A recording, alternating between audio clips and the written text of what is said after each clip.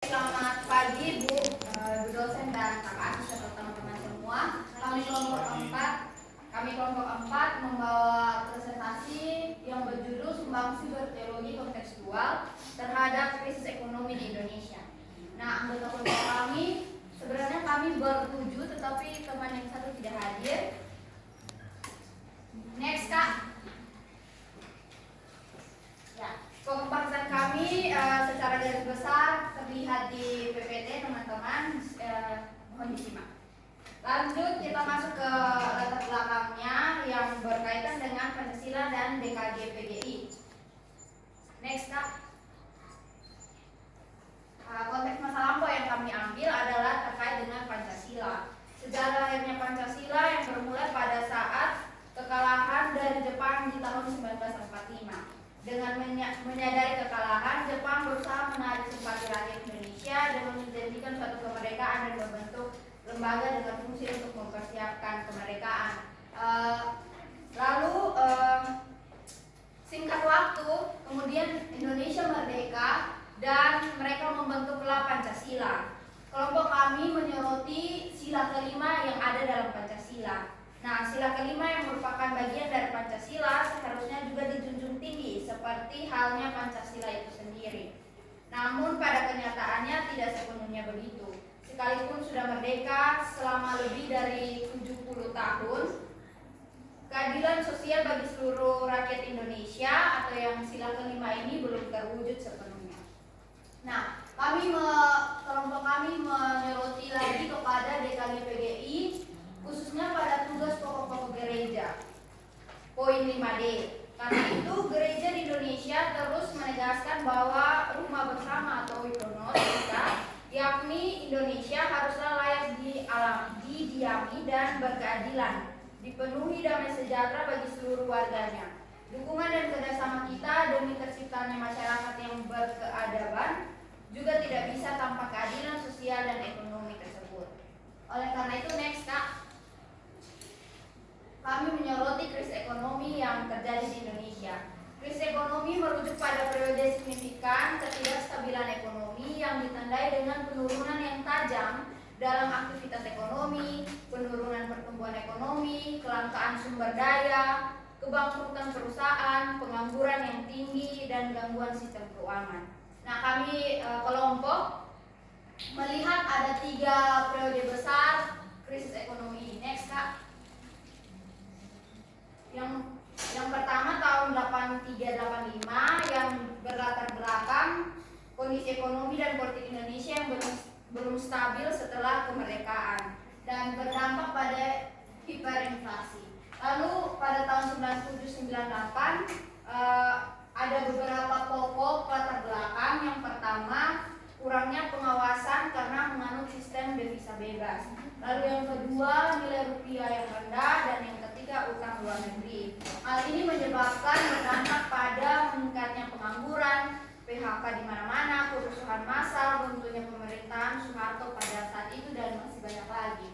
Lalu krisis ekonomi yang selanjutnya adalah pada tahun 2020-2021. Nah, itu berlatar belakang pada pandemi COVID-19 yang menyerang hampir seluruh dunia. Dampaknya yang terlihat adalah kemiskinan dan pengangguran. Selanjutnya, masuk pada keterlibatan gereja. Adapun yang menjadi rencana aksi nyata gereja dalam menyuarakan ketidakadilan sosial dalam hal ekonomi dapat dilakukan melalui berbagai cara. Yang pertama, pemberdayaan ekonomi jemaat. Gereja dapat memberdayakan jemaatnya melalui program-program pelatihan kewirausahaan, pengembangan keterampilan, atau penyediaan modal usaha bagi anggota jemaat yang kurang mampu. Lalu yang kedua, advokasi keadilan ekonomi, yaitu gereja dapat melakukan advokasi untuk kebijakan ekonomi yang lebih adil, serta menyuarakan isu-isu ketidakadilan sosial dalam hal ekonomi kepada pemerintah setempat dan masyarakat luas. Lalu yang ketiga, next slide Pak. Next slide. Yang ketiga, pelayanan sosial, yaitu gereja dapat memberikan pelayanan sosial kepada masyarakat yang membutuhkan seperti pemberian makanan, pakaian, atau bantuan kesehatan, serta menyediakan pelatihan keterampilan untuk membantu mereka memperbaiki kondisi ekonomi mereka. Lalu yang keempat, pengembangan program kesejahteraan, yaitu gereja dapat mengembangkan program kesejahteraan sosial seperti program bantuan dari keluarga miskin, program pendidikan ekonomi atau beasiswa, atau program koperasi untuk meningkatkan kesejahteraan ekonomi masyarakat. Lalu yang terakhir, next slide Kak. Yang kelima itu adalah pendidikan dan kesadaran ekonomi. Nah, gereja dapat memberikan pendidikan atau kesadaran ekonomi kepada jemaat dan masyarakat sehingga mereka dapat memahami isu-isu ketidakadilan sosial dalam hal ekonomi dan berpartisipasi dalam solusi-solusi yang membangun. Sehingga dalam 5 aksi yang tadi, gereja dapat berperan aktif dalam menyuarakan ketidakadilan sosial dalam hal ekonomi dan memperjuangkan keadilan ekonomi serta kesejahteraan sosial bagi masyarakat. Iya, kemudian next, melihat rentetan kejadian begitu dari tahun 67 kok begitu sampai dengan pada tahun 2020 sampai pada kejadian 2001 begitu, ada pola yang kami lihat begitu. Bahwa yang pertama ada aksi yang dilakukan yakni Pancasila yang hadir dengan melihat pergumulan untuk menyatukan semua rakyat Indonesia. Nah, kemudian berefleksi adanya Pancasila masih ada perpecahan dan hal-hal yang tidak sesuai dengan isi dari Pancasila, seperti masih ada sekali masyarakat yang tidak mendapatkan kesejahteraan. Sehingga gereja menyuarakan hal-hal tersebut dengan melihat ketidakadilan yang masih terjadi. Kemudian setelah berefleksi ada aksi lagi, gereja memberdayakan ekonomi, advokasi keadilan dan pelayanan kepada masyarakat. Akan tetapi melalui pemberdayaan tersebut yang dilakukan oleh gereja belum juga menjawab pergumulan jemaat. Tetapi terkadang masih dapat kita lihat bahwa gereja terkadang berpihak pada orang-orang yang dikenal atau masih memiliki kepentingan kekuasaan begitu. Kemudian ada aksi lagi, gereja harus dapat memperhatikan agar yang diberdayakan adalah semua orang dan tidak ada keberpihakan pada siapapun. Untuk itu gereja melakukan pendekatan agar semua jemaat dapat merasakan keadilan melalui program-program yang dilakukan. Next, adapun kesimpulan yang kami ambil begitu. Jadi kami kelompok melihat realitas Indonesia yang ada, memilih menggunakan model praksis karena pada model praksis ini Injil berada dalam aksi sebelum refleksi, aksi setelah refleksi lagi, karena ketiganya dilakukan dalam konteks begitu. Jadi polanya aksi refleksi, aksi yang tidak ada hentinya dan muaranya adalah transformasi. Jadi selalu ada pencurigaan begitu terhadap aksi yang telah dilakukan sehingga ada refleksi lagi. Jadi esensi Injil yang kami lihat begitu, Kristus hadir sebagai pemberi harapan melalui apapun itu, bahkan melalui singkong pun Kristus hadir memberikan makna akan sebuah harapan. Untuk itu kami akan menampilkan satu karya, ada pantonim dan musikalisasi puisi.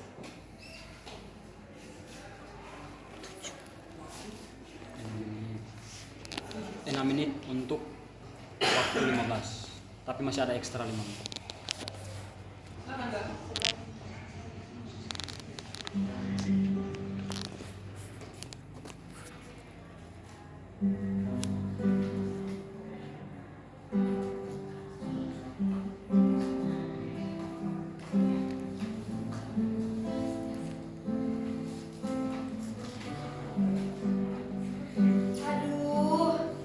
Hidupku begini-begini saja.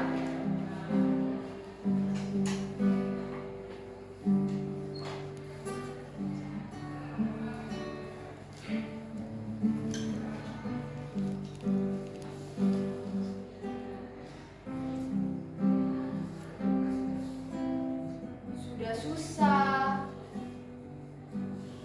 saya juga harus menghidupi keluarga saya.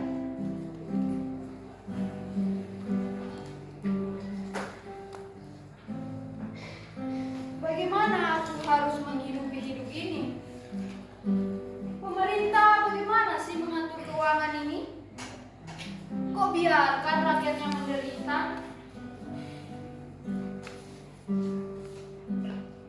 Ya, tapi untunglah singkong ini berguna ya. Untungnya dari penanaman singkong ini, saya bisa menghidupi keluarga saya walaupun sedikit. Dengan adanya singkong ini, setidaknya aku punya harapan kalau keluarga aku baik-baik saja dan akan baik-baik saja. Dan benar ya, Tuhan bisa menyertai kita, umatnya, dalam bentuk apapun, bahkan melalui simbol.